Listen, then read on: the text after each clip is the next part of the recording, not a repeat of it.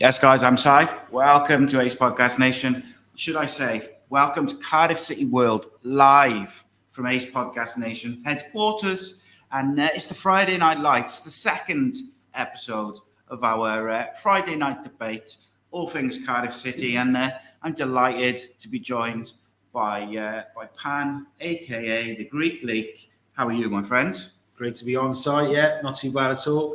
Had a few issues getting here tonight, but got the gas, got the petrol, and then no credit card. So I had to get the wife out and stuff. But got you eventually. So looking forward to another great show. Indeed, mate. We had an interesting discussion last week, debate, as we talked about a few different subjects and a few different bits and pieces. In the meantime, the manager has signed a contract, which I think we kind of knew was coming, but then you're always, the longer it went on, you're like, oh, is it because there's an issue? Is it because of this? So it's good to get that done and over the line so that we can just relax and focus on the season, I think, is the thing. Exactly. Were you happy to see that he had signed that contract? Yeah, definitely, side, to be honest with you. I think, a lot of fans were against him. Some were against him, some weren't. But I think overall, he's done a good job, hasn't he? In his first season, limited resources, frees and loans. I mean, what do we expect? We're mid-table. Season before, we just stayed up. So obviously, second season now. Let's hope that we can really crack on and challenge more for the top part of the table, really. And I think he was frustrated last year, wasn't he, in January, when I think he wanted us to move quicker in the transfer market, certain players like Illich, and we didn't do that. And I think there was question marks whether he was going to stay because he wasn't happy with the way the board went about really transfers. But I think they've sorted it out in the summer now, and fingers crossed he's going to get the support needed to push us up. Yeah, hopefully. And that's it. They haven't announced James Roby as the assistant and a few other bits behind the scenes. I'm expecting that very soon. I think they're just crossing some I's and dotting some T's. But they did release they did put out the retained list today. I don't think there was any particular shocks in there. Like, I think it was pretty much as expected. Romain Sawyers, Ojo, Rohan Luthra, and Oliver Denham all sort of released at the end of June. The loan players going back. They'd activated contract extensions on Collins, on Fagan Walcott, and Isaac Jeffries. I kind of expected that. It was interesting to say they'd offered new contracts to Cameron Antwi, Tom Davis, Raheem Conte, Kieran Evans, and Matthew Turner. Like, I've got to be honest, Antwi, Conte, and Matthew Turner, I expected. Yes. They all were in and around the first team last year. And then another interesting one, Xavier Benjamin leaving, James Kroll from the 21s, Zimba as well, and a few others. That was interesting because Xavier Benjamin played in the EFL Cup, didn't he? And he played a couple of games. Obviously what they saw, they decided wasn't going to make it, wasn't what they wanted, should I say. Was there anyone on the kind of lists that you were surprised by, should I say? I mean, obviously, the players which we're going to talk about, which have been retained, some of them might be sold anyway. Yes, exactly. I mean, to be honest, you saw a lot of the younger lads we don't really see, do we? I mean, a lot of them haven't had first team opportunities. I know you mentioned a couple there. For me, like Oliver, is it Denham? Yeah. He played in that cup game against Liverpool, wasn't he, at Anfield, and he was outstanding, I thought. And I appreciate, but it's against Liverpool, regardless. I mean, they got top players even if they were playing their reserves. And I was a little bit surprised how he tailed off and he went on loan, I think, to Dundee, didn't really get a look in. And he went over to Ireland, I think, didn't you say something? Was it Sligo?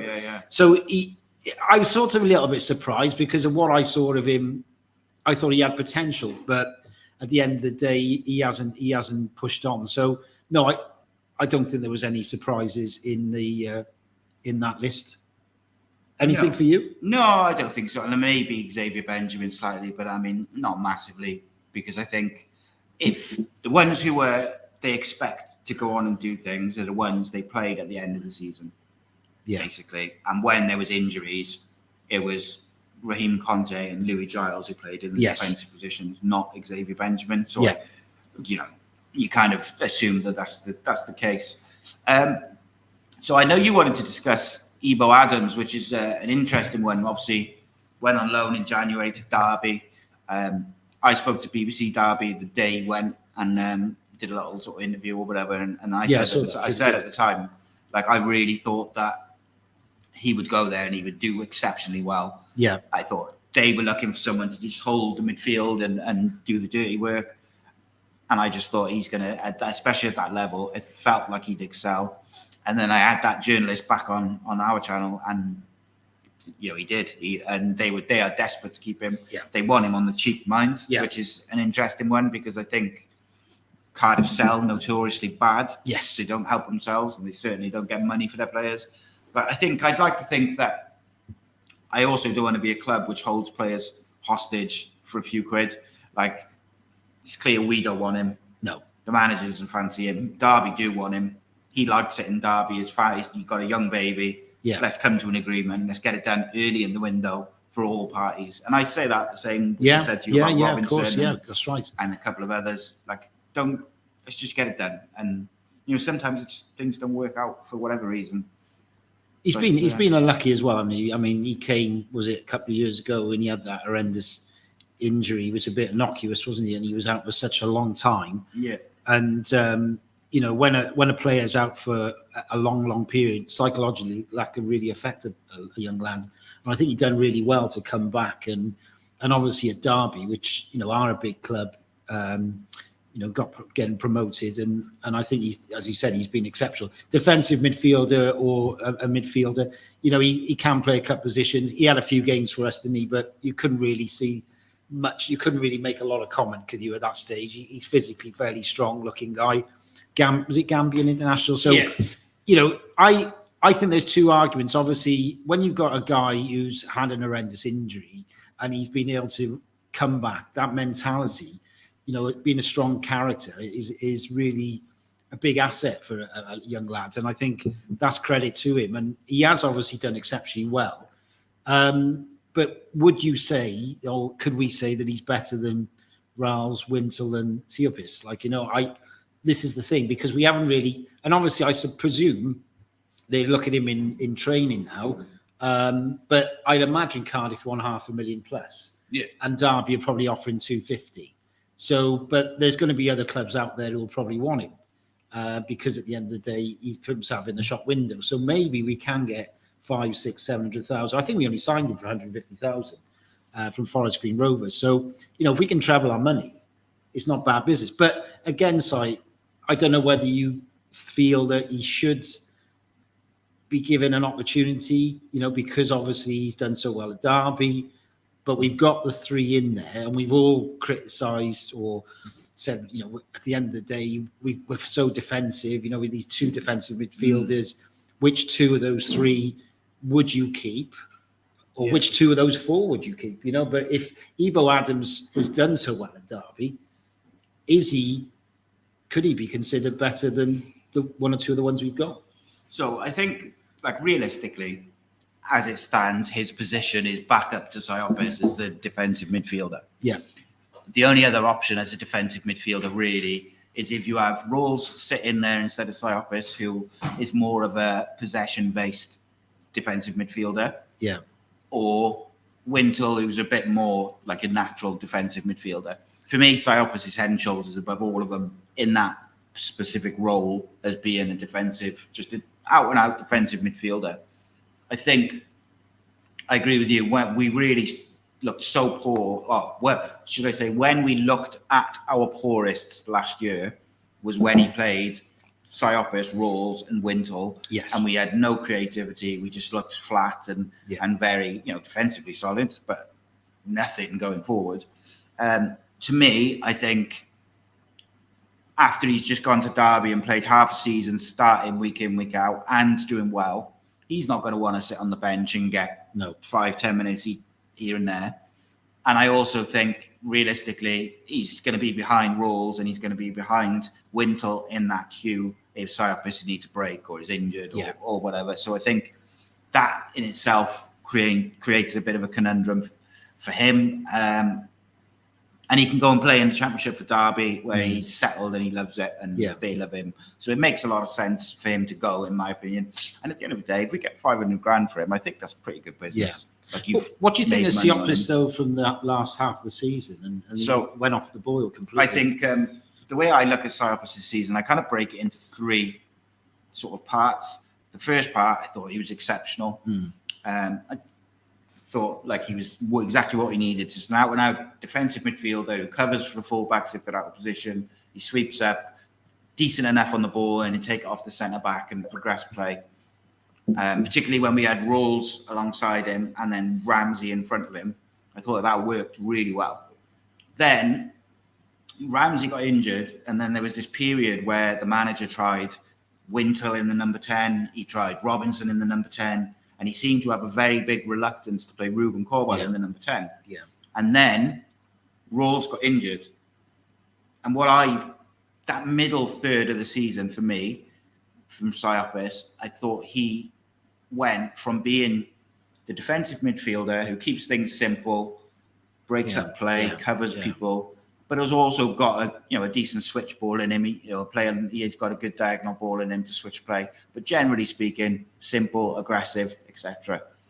When Rawls got injured, and then obviously Ramsey was out by then as well, I think he was trying to do that, but then also be the one who's progressing the play, getting up and getting a bit further forward, trying to link up play. And it's not his game, it's not his strength.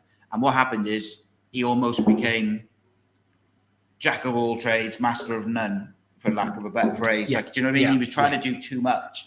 Whereas as soon as Rawls came back into the side, or when Turnbull played there for those little couple of spells, we just looked balanced again, and he just went back to doing what he does well. And I think if you look at the games which Ollie Tanner played at fullback at the end of the season, look, I think Ollie Tanner did really, really well for someone who'd never really played there before.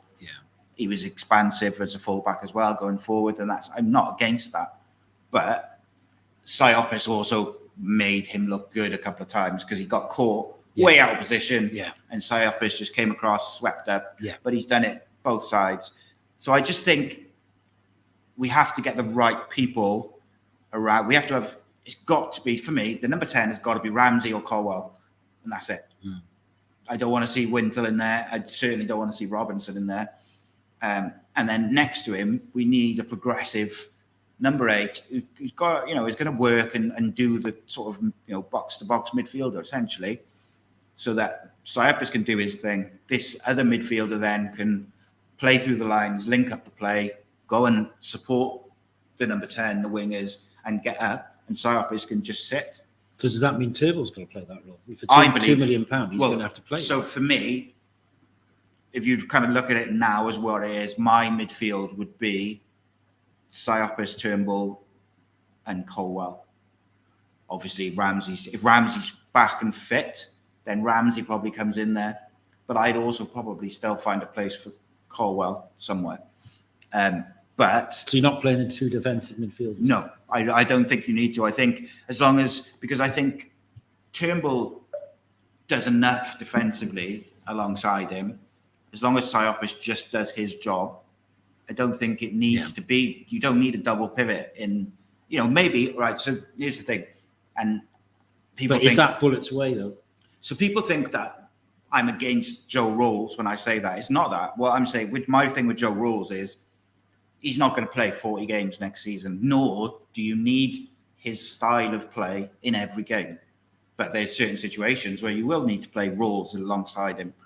But there's certain teams, like so using Rotherham as an example last season, that's a team where you should be looking, right, we can be a bit more expansive there, particularly at home.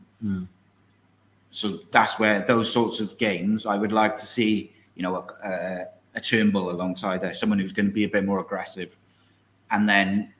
Does it work well away, though? Does that? No, I think away from home, he'll always set up with a slightly more defensive role. It all depends who it is, because for me, my opinion is that we should sell Wintle. Yes. And then I'd be looking at, depending on the game and the situation, as it stands, it would be Siopis and Turnbull or Siopis and Rawls. However, what I would like to see is a dynamic number 8 come in to replace Wintle, who is defensively responsible, aggressive to win the ball back and pressing and tackling, but is also similar traits, almost like a mixture of traits between Rawls, who's, he's composed on the ball, but then with like Turnbull, he'll give it into the winger or the number 10 or the striker and go follow it and try and get in the box. And like an old school box-to-box midfielder. I mean, everyone knows I'd love to have Jordan James. It's probably not realistic, but that type of player who's got a bit about them aggressive-wise, but also is good, technically as well. Yeah. And there's some players around, mate. There are some number 8s or some box-to-box midfielders who would be better than Ryan Wintle at that role. Yeah. But don't get me wrong, I mentioned Scott Twine. I know you said he can play a couple different positions. He went to Bristol City, and they were looking at possibly signing him, but he has gone back to Burnley, and there's a lot of competition at Burnley, and he could be available on loan, and he does score goals, and we need a lot more goals from midfield side. Yeah, it's having that someone that, and that was the other weird thing with Turnbull. Like Turnbull took a lot of set pieces for Celtic, played deeper in his better games, and then we played him in number 10. And he rarely took a set piece, and you were just thinking, Jesus, we just spent $2 million on this guy. Yeah, we're not playing him in his strongest place. He's not taking the set pieces. Like, what are we doing with him? We're asking him to play with his back to goal. Yeah, that's not his game. And I thought when we signed him, he wasn't Bullet signing, and Bullet didn't really like him. Yeah, when he first. Clear. I mean, obviously it's early days for him, and he's going to have to find the player that he is. He'll have to find a role for him, won't he? Because I think now. Like the club, the club aren't going to accept their $2 million signing just sitting on the bench. And the other side of it as well is like, I think it's also on Turnbull to be consistent, and it's also on Turnbull to go to the manager or the assistant manager if that's what it takes, or the captain. And it's say at the start of the season the manager keeps playing him in the number 10. So he's kind of interchanging with Colwell or Ramsey. It's up to him to sort of say something and go, do you know what? Like, my position is this. I'll play wherever for the team. Yeah. But if you want to get the best out of me, you need to play me here. Yeah. Yeah. Like, they're all grown-ups. You've got to be able to approach the manager and kind of... Because maybe Bullock doesn't know. If it's not his signing, you'd like to think he does, but maybe he's not, super familiar with him. Maybe he's not like fans who, when he signed, they went and looked at his stats and they went and looked at his highlights and and rewatched games. So it's two arguments. There's two arguments, isn't it? I mean, a player comes in, if the manager doesn't fancy him and he sees him in training, he's not going to play him because he's there to win games, isn't he? So I mean, obviously, yes, he could be under pressure from Tan to play a guy who's probably on a lot of money every week, but. Bullock, obviously, as a coach, he's already set out to Tan what he thinks that we need, and we all know we need a striker. Well, this was the beginning of the fallout between Moody and Mackay and Tan previously. Was that they signed Cornelius for, what was it, 7 or 8 million? And then he wasn't playing. He was on the bench. He might get 5 minutes here and there, but he wasn't starting. Yeah. And then in an interview, Malky said, someone asked him about him, and he said, he's a work in progress. He's a young lad in a new country. He's one for the future. Whereas Tan was like, well, hang on a minute. I've just spent £8 million on a striker, and you're telling me he's one for the future. Yeah. So there was obviously a bit of a miscommunication. But my point being is, regardless of whether he was a board signing or a Bullet signing or somewhere in between, he cost £2 million. So that it's up to the manager now to get the best out of him and to utilise him as best you can. I agree. I also think that there's a slim chance that I think Bullet likes the 3-5-2. I think because he likes that solid double pivot, I wouldn't be surprised if McGuinness is fit and you've got Gutas. They're both going to play. Yes. But we have to bring at least one centre-back in. So if we were to bring in a centre-back of the ilk of a Kipre or a Nathaniel Phillips, he's also going to play. So I wouldn't be surprised to see a 3, say Phillips, just say we got him on loan, just as a hypothetical. And you'd have 3, and then you could have Collins, Conte, you could have, NG or his replacement, hopefully Cody Dramer. Yes. You got O'Dowda has had a really good week this week. If we can keep him fit, it's like a new signing to me because he barely played last year. Exactly. 2 good wing backs there. If you've got Cody Dramer on one side and Callum O'Dowda on the other side with backup of the youngsters in Giles and Conte. And then you've also got Jamal Collins if you want to be a bit more defensive. Then you've got Ollie Tanner in there who could put, if you wanted to be a bit more aggressive. Yeah. You could sit. So you've got the 5 and then you can sit a double pivot there without interfering too much in the creative side. Because if you put a double pivot there in Rolls and Cyprus, you've kind of got you've got 3 and 4, and then you can kind of let the rest, Colwell, 2 strikers, or you could even play Ramsey and Colwell off. Yeah, that's right. For a hypothetical, keep for more or whoever. It just depends who he gets in, isn't it? What I mean? And I just think he fancies that formation. I watched the way they played in the EFL Cup. They set up like that. Yes. And I also thought that was the start of getting the best out of Colwell, was he played a bit further forward and he got freedom. Whereas in the first team games, he wanted Colwell to do a bit more defensive work. Yeah. And I understand, everyone's got to work for the team and this, that, and the other. But for me, the number 10, I'm letting him more of a free role, isn't it? Although in saying that, if you lose possession, mind, you've got to remember. This is the issue going back a few years ago, side with Tomlin. Tomlin was, for the fans, he was a real fan's favourite because he had ability. Yes, he was, you could say, carrying a few pounds, and he admitted himself he struggled with his fitness. But that was a guy who really got bums off seats. And, but I think his issue was doing some defensive work because, you'd find him in and around the penalty area of the opposition, but you wouldn't see him tracking back to the halfway line, and there was a few issues with that. I can understand it with Colwell. I think, as a young player, you have to, we said this about Tanner, isn't it? Tanner, as much as he's got a lot of ability as he scored against Swansea, he has to do a bit of everything. You can't have a player who's just going to attack. He's got to cover that fullback, hasn't he? Yeah, of course. And you look at, I think that's why Carlin Grant was so popular with the manager, because he protected Jamal Collins so well. Yeah. And I think Jamal Collins, as you mentioned about Ebo Adams' injury, I thought Jamal Collins, I was really impressed with his mentality last year. At the start of the season, you could see he was a bit apprehensive, a bit nervous. And then there was 150-50. He kind of flew in. You saw him flex his knee a little bit. And he was like, right, it's all right. And then he went, and I thought he was pretty good. And then he had a bit of a dip. And then when he came back at the end of the season, then I thought he was pretty good again. I think people forget, that injury that he has, that ends a lot of careers. Yeah. So for a young guy who was flying as well, by the way, it takes time. And I thought at the end of the season, you just started to see, because before his injury, he was like, he was amazing. Marauding fullback. Confidence was there, wasn't it? And then at the end of the season, all of a sudden, he started popping up in those attacking areas again. And I think. So we're really looking at Ebo Adams, possibly $500,000 to Derby or another club.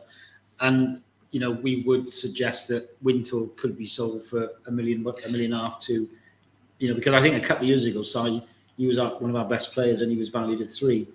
But I think he's sort of gone off the boil a bit, I just think he's good at what he does, but I think he's a bit limited in other aspects. And that's not to say he's a bad footballer. I think he's he works hard, and he's the sort of player which a manager generally likes because he works hard and he gives everything for the team. And Tidy kind of player. Yeah, pretty tidy. But I think particularly if you're going to be defensively quite compact, you need someone a bit more expansive and technically a bit superior to him on the ball. And like I said, he's not terrible, but I just think you need, as a team, if we're going to play bullets, sell Wintle and Adams and bring in another. Yeah, so I would sell the two of them and try and bring in someone who can play as the number 8. If we're going to keep Wintle,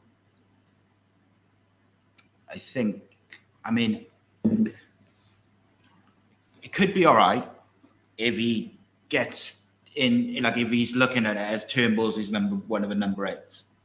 If he's looking at it as like the 2 is going to be Siopis and Turnbull, or Rolls or Wintle, then that's okay. But if he's looking at it and he's thinking, right, it's going to be Siopis, Rolls, Wintle, and then Turnbull's kind of 5 minutes here, 10 minutes there, or in the number 10 position, we suddenly have a lot of the issues that we had last year. And he has to address those issues, whether it's the home form or the home type of performances. He has to address that, because that won't fly another season of those home kind of turgid performances. People will accept it away from home in the Championship. You can go and set yourself up compact and try and nick a goal on counter-attack. Can't play like that at home. No. You cannot. You have to win your home games. But let's go through that retained list a little bit, and because we do need to raise funds. Yes. I'm interested in who you would sell. So, in no particular order, I'll just read it off the list. The retained professionals would be Ebo Adams, we've obviously talked about. Kean Ashford, I'm assuming. Obviously, he's going to be in and around the squad, isn't he? Obviously, he won't be playing every game. But I'd imagine, I know you rate him. Should be one of the options for the he's right an option wing, off the bench, I think. I think he's one of those who could probably cup games and play more couple of league games. Yeah, I think it's a lot for you just let him find his feet a little bit. Or does he go out alone? I think he deserves. They rate him really highly, so I think he is in that first team squad, isn't he? I think so. But I'm not against having like a kind of first choice right winger, and then an understudy as well. In Kean Ashford. I said the same with the fullbacks, like with Conte and Giles. Yeah. And you can give them 20 minutes, 10 minutes here and there at the start of the season. Yeah. So that when the players tire as the season goes on, it's not such a big deal for them to start a game here and there. And they've obviously got something to them, or they wouldn't be performing how they did at the end of the season. This is an interesting one. Jack Alnwick. Well, Jack Alnwick was someone hard done by. Yeah, I got to be honest. When he first arrived and I saw him, I thought, "Oh my God, what is this?" In terms of he played up in Scotland, wasn't at a big club by any means, and I was a little bit surprised when we first signed him and what I saw of him. But his actual distribution is as good as Premier League goalkeepers. The way he kicks it out. He can float a 60-yard pass to our winger, and he is a very, very good passer of the ball. In the modern game, he is that 12th outfield player in some ways. He's not a big keeper, so I think there's vulnerabilities there, but there are vulnerabilities with all keepers. But I think that as a backup keeper, I'd keep him, because the guy we signed, who I can never pronounce, by the way. Howarth, is it? Or Runnison?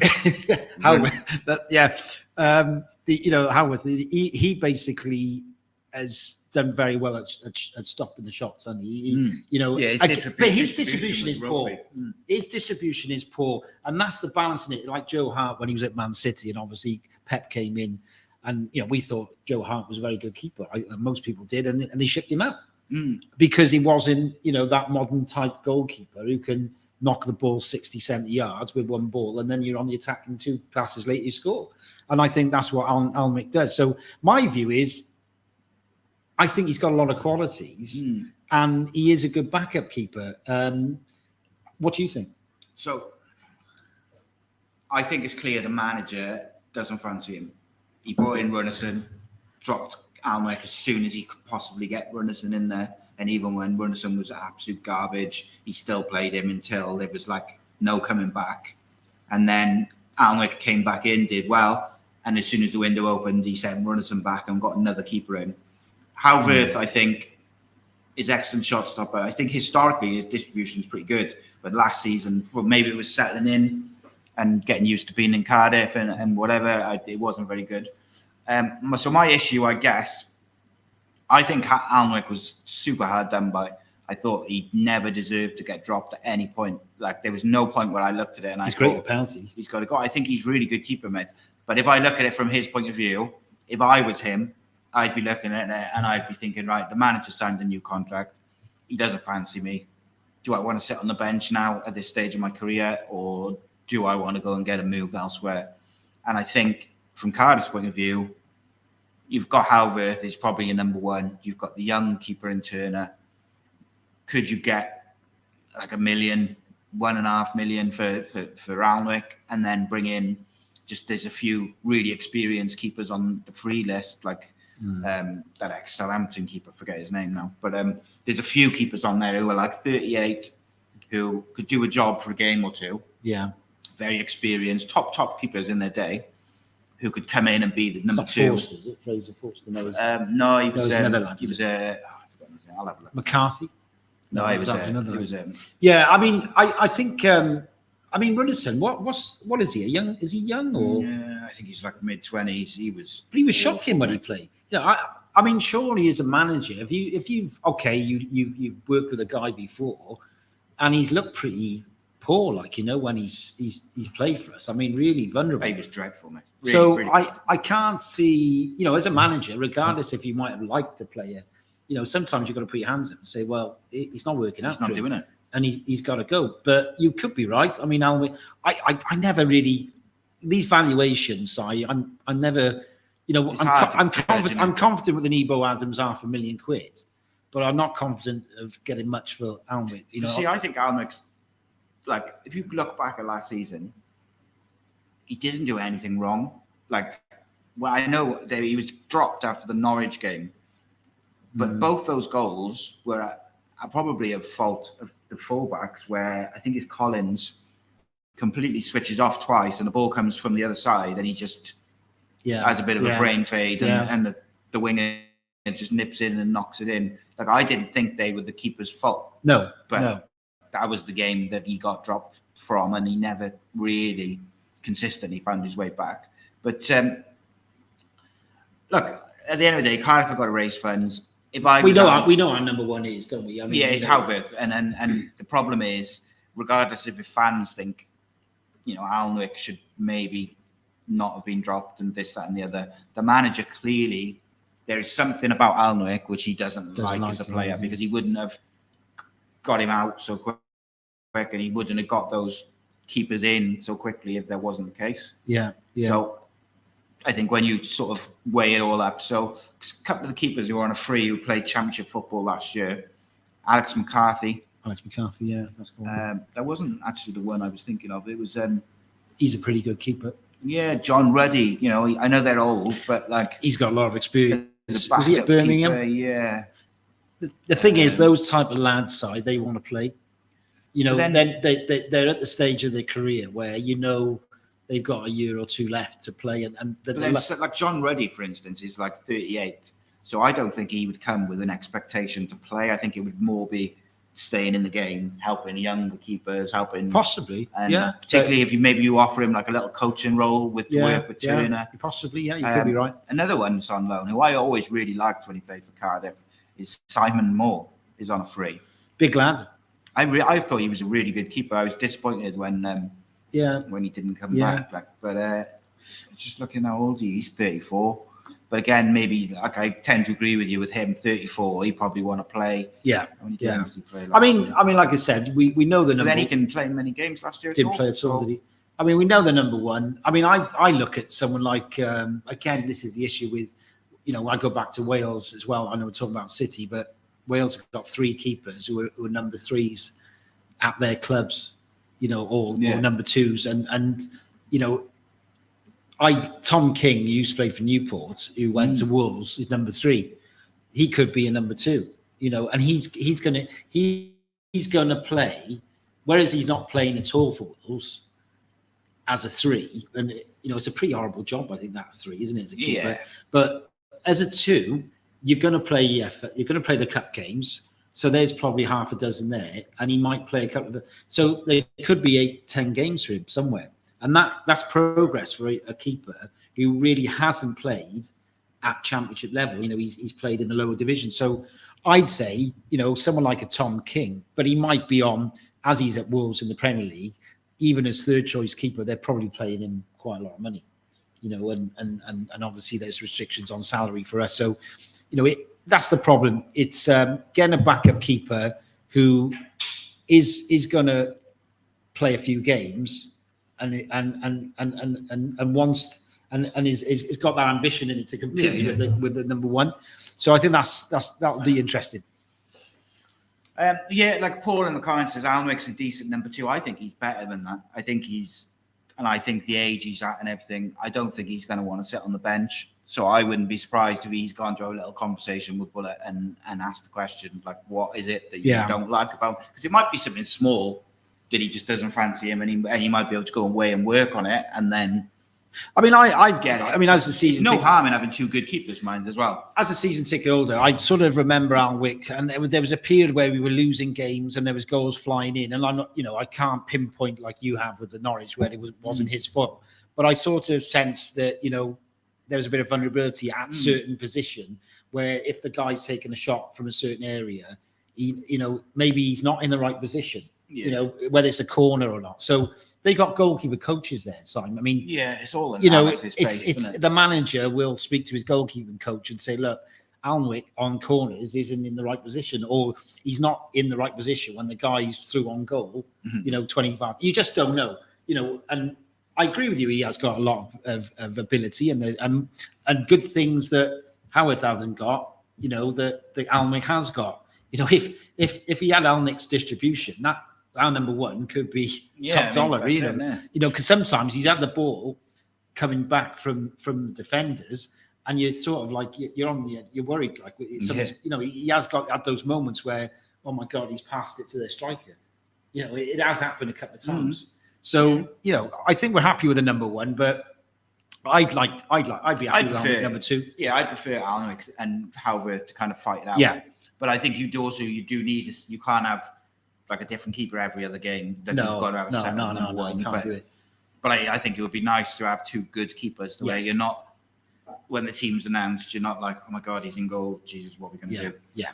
And then like with Matt Turner, like he's obviously rated to a degree because he was on the bench a lot last year as the number 2, but he never got on. No. And he didn't even get on, at the end of the season. So he should he'd probably go on loan, but you need 3 keepers is the thing. So then if he goes on loan, do you have to get another keeper in, or do you have to promote another youth player? And it all becomes a bit.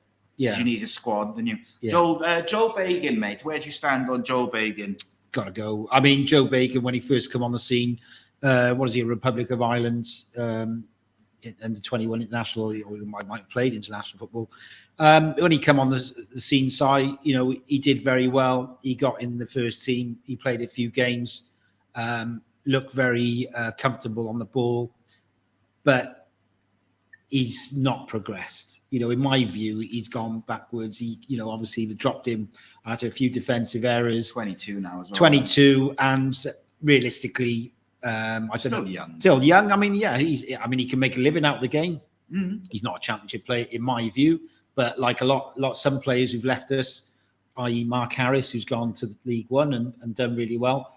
There's a window there for him to join a club in a lower division and play regularly. I think he definitely be snapped up by someone. I don't know how it works with signings. In terms of these type of players' values, I look at Bagan with not much value, but I think he deserves. Well, he could go League One, couldn't he? He could play for a Wickham or something like that, and make a living out of the game. And good luck to him. And who knows? He could progress. Sometimes players need to drop down to sort of find their confidence. And Championship's hard. It's a tough league. It's a really tough league for young lads. Jamari Collins, you keeping Jamari Collins, yeah? You said it before. I mean, when he first came on the scene, the Collins was absolutely sensational. Had that horrendous injury. Mentally, he's done very well to come back from that. Hasn't been the same player since, but has shown signs that he was back to his original form. He's been vulnerable a few times, and that's why we had the young lad from Man City play. So I understand you were talking in another podcast about Louis Giles, but I do sort of sometimes think that Collins needs more competition because Giles is a young lad and you can't expect him to be playing 15, 20 games. I think he should personally go on loan. I'd like another backup or someone who's going to... Cody Dramer would be good when he Cody can Dramer play could right cover or both, left. could he? And that's good because then you cover, you both sides. If that doesn't happen, I mean, I mentioned it in another one, that Owen Beck for me, who's a Liverpool lad who went on loan to Dundee and was being sensational at Dundee. How old is he? He's only a kid. He's 21, 20. He might be 19, 20. He's a young lad. I think he's still under 21 international. And he is highly rated. At Dundee obviously wanted to keep him. Went back to Liverpool, got a couple of games in cup games, and Rangers wanted him. So there's other clubs who want to sign him. Now, whether Liverpool will let him go on a loan again depends on the manager. Then exactly, the new manager coming in, he'll look at all the players. He may well do because Klopp obviously rated him. That's why he brought him back. But who knows? I mean, the new manager of Liverpool's going to have new ideas. I think Owen Beck on loan, if he's available, would be good for us because it's good competition with Collins. Yeah, there's a couple of young left backs in the Premier League which I would be asking questions about. There's a lad at Manchester United who's only 17, 18, but he is so good that I think they'll loan him out to the Championship this year with the idea that next year he's going to replace Luke Shaw. So I would ask the question, even though he's young, I would ask the question because I think he is so good that even at that young age, he's the sort of player which when he turns up for training that first day, and he catches the eye, and all the players are like, "Ooh, there's a player." And I think that was a bit like the Man City lad. Harry Amas, his name is. Real good player. He's like a mini version of Luke Shaw, basically. And by mini, I just mean younger. He's the same build and same speed, but hasn't got the injury issues because obviously, I didn't have the leg break. Well, the so-called top clubs in the Premier League, the only issue there is, I mean, if they're letting a guy go out on loan to a Championship club, they want him playing all the time. And that'd be condition of the loan contract. They'll say if he's playing, you're not allowed to. So you can't. I know you. There's ways around. There's ways around. Which is what I've been saying about Cardiff. They should send certain players out on loan and make sure they play in League One. Tete for one. Like he needs to go and play in League One week in, week out. Just kind of flying through a couple. Joel Colwell. Loan. I would love to see him get a chance in the first team, but I think realistically where Bullet is in his sort of rebuild, I think game time is going to be scarce for him. And as good as he is and as looked and is rated, I would put him on loan to a League One team, again, with the idea that he plays week in, week out. But we have to have a recall clause in it so that we can get him back at Christmas time if we need to or if we want to. So many times I see clubs where like a player's excelling on loan and then they haven't got a recall clause at Christmas. And it's like... But again, what you're saying about League One side, I don't necessarily think young players need to go to League One. They need to grow up as well as men. So men's football, don't they? Ernie, I go back to Robert Earnshaw because I'm old school, as I've been supporting City for a long time. I mean, Ernie went on loan to Morton. Who weren't in the top. They were so, and he said he grew up as a man. So you moving away from home, aren't you? Exactly, it's a completely different. So you don't necessarily have to go to League One. It's about getting experience, isn't it, in football where you're playing professionally. Obviously dropping down to National League is too low. But my problem is Isaac Davis, for me, for instance, we can't really judge what he did last year because the Belgian league compared to the Championship is difficult to judge. Whereas if Isaac had gone and done that in League One, I think you can say, right, let's have a real good look and let's give him an opportunity at the start of the season. Same as if Joel Colwell goes and does something similar in League One or a Tate or whoever. Much like Mark Harris at Oxford, it's a isn't bit it? more close. I mean, You know, it's interesting. do you think he should go on loan, Cole? Joel? Yeah, I think so. I just think I would love for him to get a chance because he's so talented, but I just don't see where he's going to get enough game time unless we have an EFL Cup run, and even that's like once every. Yeah, physically he needs to. We're all hoping Ramsey's going to be fit. That means already trying to find a place for Ruben. And it all becomes a bit. So I think loan, but make sure you've got a recall clause in there. Eli King, go. I never rated him. I know other fans said, I'd seen him in a couple of games down the city. Went to Crewe, I believe. Yeah, he's done quite well last year. I don't rate him. I mean, I can only go on what I've seen of him side, and different fans will have different opinions. He's not a championship player, in my opinion. So before he went on loan last year, I was of very similar opinion. I did watch 1 or 2 games last year of him and saw some highlights. And he looked all right. He played a bit of football last year, and I thought he grew into the season by playing, regular games at the end of the day. But it's with all the greatest of respect, it's a different level, isn't it? I don't think he ripped it up at Crewe. No, but where did he go? He went Crewe, Ross County, did all right. Just trying to get his. I just haven't seen enough from him to warrant him. I saw competing with the first team players. I saw I think it was an FA Cup game where he scored a goal and got an assist and looked decent. Like he was the sort of standout player in the team. But again, it's like how much is he going to play? Is he going to play much? Is he? I mean, if you're looking at Joe Colwell, could he be the backup to Sarkis? Potentially. I mean, it's difficult to say, isn't it? Because until you have a real good look at him, or the manager has a real good look at him, it's like players can develop so much when they're young. Like that year on loan, Isaac Davis and Eli King could come back completely different players. Yeah, I do tend to sort of slightly lean to the same as you, whereby I think he's probably not going to be a championship player for Cardiff, but I would certainly have a look at him in pre-season before I made the decision. I would be surprised if we just made the decision without. Yeah, you could be right. You could be right. Isaac Davis, mate. Where do you stand on Isaac? Isaac Davis was playing for City, and I thought, wow, this guy, he has got a bit about him. He's got pace. He's committed. He's like an old school Cardiff City player in terms of his, if he loses the ball, he'll chase back. He's 110% player, and I liked him. He played on the left side quite a bit in attack, and then I think Burnley came in for him in the January transfer window season or so ago. Bellamy definitely was there, him, didn't it? And Bellamy liked him. He liked his energy, etc. And I think they offered up $1.5 million, although it wasn't officially announced. And Isaac Davis' form just went off the cliff. Now he's a young player, obviously, but I was a little bit disappointed about that, because at the end of the day, if your head's getting turned, that quickly and you're getting distracted, which obviously it did happen, it's disappointing.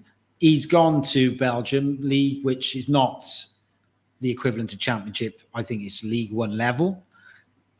He's done as well as possibly could be expected in terms of being Player of the Year. I think he wasn't he? Player of the Year, 13 goals in 34 appearances. Reasonable goal scoring record. So he's done. He's done wide as well. He's done wide, so he's probably yeah.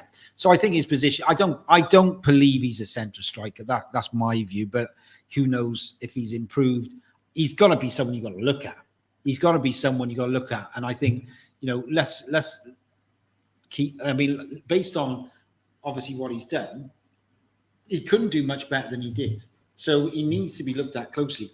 But you just don't know, because if he's playing the equivalent to League One and we ship Mark Harris out, who, you're looking for goals from our front players. Are they scoring enough goals? And do you believe like an Isaac Davis is going to be the answer in a kind of position, up front? And these are the questions that need to be answered, and we really don't know at this stage whether Isaac Davis is flying in training, or can we ship him out for 3 million plus to a European club, which obviously some clubs are interested in him, supposedly, maybe the case. And if so, I'd sell him. I mean, because here's a hypothetical for you then, because you said we should have a look at him and see how he's improved and stuff. Say Monaco or Anderlecht, 2 of the teams who've been linked with him, come in with 2.5 million bid up front with a little bit of add-ons, nothing spectacular, but they want it done, ASAP. You taking it before you have a look at him? I think they've been watching him week in, week out because it's Cardiff's sister club.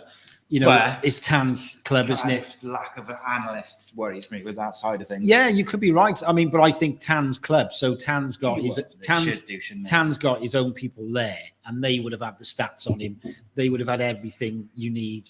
And I'm not personally a big fan of stats. I see it as I see it, and I think if I look at a player and I think he's any good, I'll say it. And if I don't think he's any good, but personally, if someone offered him 2.5 million, 3, bearing in mind we need money to buy, Bullet needs the right support to get the players he wants, because there's no question the 2 Greek lads he's brought in are very good players. So if you know that he's signed, we've signed 2 players that he wanted and they've performed in general. You could argue that all the permanent players we signed last year have worked to an extent. None of them have been flops then. The permanent deals. Well, who else did we? Howard was. Well, Howard, of course. Sorry, Turnbull shows glimpses. Glimpses. That he's not a flop. But like you said, Turnbull wasn't his signing, was it? But I don't think so. Because we didn't know what was going to happen with Bullet, really. But I think Bullet needs the support. For a transfer budget, you're going to need 5-6 million. If we're selling Adams, if we're selling Wintle, maybe not. But if we're selling Wintle and we're selling Davis, we could be bringing in 5 million quid, which is good money to play with. Now, not necessarily on transfer fees, but on wages, because I mentioned about some of these players that we haven't discussed before, but Rabbi Matondo possibly could go for a free, because I think he's a squad player at Rangers. I don't think he's much, maybe £1 million, but he's probably on 20 grand a week, because they're paying top dollar to get these players up to Scotland. But what I'm saying is, Scott Twines of this world are going to be on big money on loans, so that's the thing, your budget. And people, I think some fans forget, but we've got 5 million quid. We're going to sign in and pay the wages. So if he's on a 3-year contract, that 20 grand, that's 3 million quid. So it can go quite quickly. So I think we need to be very shrewd and clever in this transfer market, and if we can get 2.5-3 million for Davis. And I'm not saying I didn't like him when he played for us. But you've got to be realistic, haven't you? We've got to be realistic. And how do we bring in money? We don't want to sell McGuinness, who I think is worth 5 million plus. Yeah. And I think a lot of clubs are looking at him. We don't want to sell Colwell, because teams like Southampton, I know for a fact, were looking at him.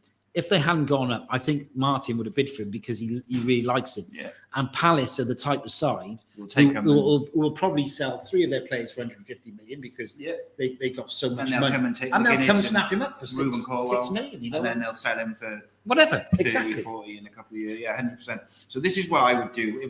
Bear in mind, Cardiff need to raise money. This is how I would raise money. I would sell Ebo Adams to Derby, say 500 grand. So I'll leave the ones I'm sort of 50-50. Not sure. So like Alnwick, I'm 50-50 on. I would sell Isaac Davis is a 50-50 for me, because if someone offers big money, I think you can't turn it down. But I'm not in a rush to sell him. I think you should have a good look at him. So it would be Ebo Adams. I would sell Callum Robinson, which I think you get 1.5, maybe 2 if you're lucky, maybe.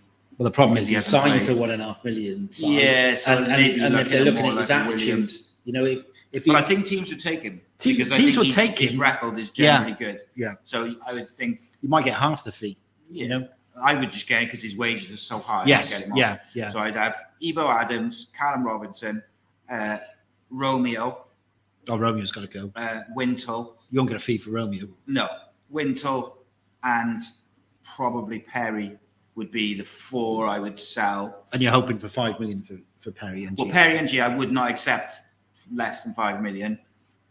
Same for Matt McGuinness. Anything under 5 million, not interested in having a conversation for either. I don't think I wouldn't sell McGuinness or Ruben Colwell personally. They would be. Yeah, you just try and build a side around. But so Perry, Ebo Adams, Robinson and Romeo, 4 definites, and then Alnwick, Isaac Davis, in it. And they would be my sort of. But if you sold Wintle, I would sell Wintle. But if you sold Davis with that lot you've mentioned, you would sell. That's possibly 8 million quid. Yeah, 100. You know, so that is a good budget for Bullets to work with. But you've also, if you get rid of those players, you've still got the spine of Howverth, Gusas, McGuinness, Siopis, Rawls, Turnbull, Colwell, Ramsey, and you've got the youth of like Kean Ashford and these guys. Well, you talked about Cody on a free transfer, haven't you? So Cody's on free transfer. Owen Beck, if he's alone, keepers are free. You know, so your wages are there, but that's a really solid defence. You know, and then obviously you're looking at your midfielders and possibly, like we discussed, you know, I should have asked the question about Kipre by now. If we haven't asked the question, I'd be very. He's a beast, absolute beast. I think he's better than Phillips. I do. He's better than Phillips in my view as well. And I think we were all gutted when he went back. And I spoke to quite a few West Brom fans, and they said thank you very much, Cardiff City, because before keeper went on loan to us, he didn't do that well. No, you know, and he came back a player. So we did him a favour, but he's turning down the contract to them, isn't he? Yes. Rather than them releasing him. Yeah. But I mean, if you add Kipre and Cody Dramer to our squad now, like straight away, you are kind of cooking. And then it's the most important signings made will be. Well, we shipped 70 odd goals. We've got to score goals. We shipped 70 odd goals last season, which was the 4th highest. Which is mad, really, because quite a lot of the time we look pretty solid defensively. So it doesn't quite add up to the eye test. But then we need goal scorers. Yeah. We need a midfielder who's going to create and score. We need wingers who are going to create and score. And we need a number 9 who's going to create and score, which we will discuss at a later date with some other videos. That's us for tonight, for the live show. Appreciate you, mate. Yeah, appreciate you coming in. Appreciate you having the chat. We'll be back tomorrow evening. We have the Flower Hour on Cardiff City World. Sunday, I will be back, possibly with a guest, but possibly not, for the breakdown.